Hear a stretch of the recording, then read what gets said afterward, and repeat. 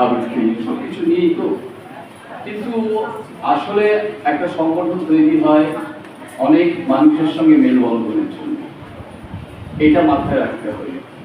অনেকের সঙ্গে মেলামেশা করার জন্য, অর্থাৎ বন্ধুত্ব করার জন্য। এই বন্ধুত্ব করতে গিয়ে একটা জিনিস লক্ষ্য রাখা দরকার, সেই বন্ধুত্বই খুব মজবুত হয় যে বন্ধুত্বে ভাবনার মেলবন্ধন হয়।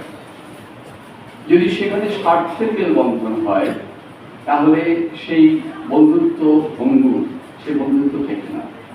তাই আমার মনে হয় যে এই যে ত্রয়ীকথা তিনজন, লক্ষ্মী, শর্মিষ্ঠা, মৌসুমী এবং পিছনে যিনি রয়েছেন সর্বক্ষণের যে মানুষটি, শিল্পী স্নাতা, যার সঙ্গে আমার পরিচয় সেই মৌসুমীর মাধ্যমেই, আস্তে আস্তে এই যে পরিচয় বাড়তেই থাকে, এরও কারণ হচ্ছে সংস্কৃতি। তাই আমার মনে হয় যে আমাদের সম্পর্কগুলো ওই গাছের ফুলের মতো না হয় ভালো।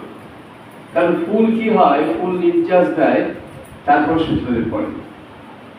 কিন্তু গাছের শিকড়ের মধ্যে যদি সম্পর্ক হয় তাহলে শেষ পর্যন্ত কিন্তু সে থেকে যায়।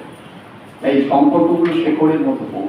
আমরা কখনোই কেউ কাউকে অতিক্রম করে যাওয়ার চেষ্টা করব না, আমরা চেষ্টা করব হাতে হাত বেঁধে এগিয়ে যাওয়ার, একসাথে থাকার চেষ্টা করব। তবে একটা সংগঠন, তাহলে প্রথমেই ভাবতে হবে ব্যক্তি আগে নয়, আগে সংগঠন। ত্রয়ীকথা আগে, তারপর আমরা সবাই। আমি মরে গেলে আমি শব্দ দিয়ে যে বাড়িটা তৈরি করেছি সেটা কান্নায় ভেঙে পড়বে, বাড়ির আয়না আমাকে মুছে ফেলবে, ঘরের দেওয়াল আমার ছবি রাখবে না, দেওয়াল আমার ভালো লাগতো না, আকাশ তখন আমার দেওয়াল। সেখানে চিমনির ধোঁয়া দিয়ে পাখিরা আমার নাম লিখবে, কিংবা আকাশ তখন আমার লেখার টেবিল, ঠান্ডা পেপারে ফলে চাঁদ, কালো ভেলভেটে ত্রিভূষণ, ওখানে থাকে তারা। আমাদের শিল্পীদের জীবনটা এইরকম, এইভাবেই চলা।